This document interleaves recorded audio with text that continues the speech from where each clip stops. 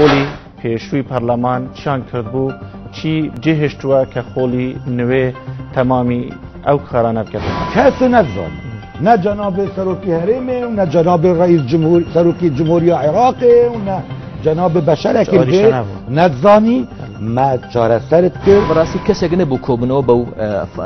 هاوپەیمانێتە بکە کەسێک نەبوو خۆی بەخاوەنی بزانێ کەسێک نەبوو ینی بێسەر بوو پەرلەمان وەکو دەستگایەک چووکە کاتەوە سوچێکە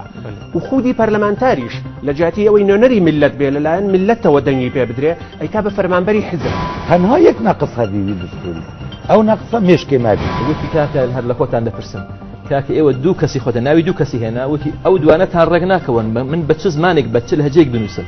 بە لەهجەی سۆرانی بنووسم یا بەدێنی بنووسم علاقەی پەرلەمانتار و مەرجعیەتی پەرلەمانتار و بە ئەمەچی پەرلەمانتار یا باڵێن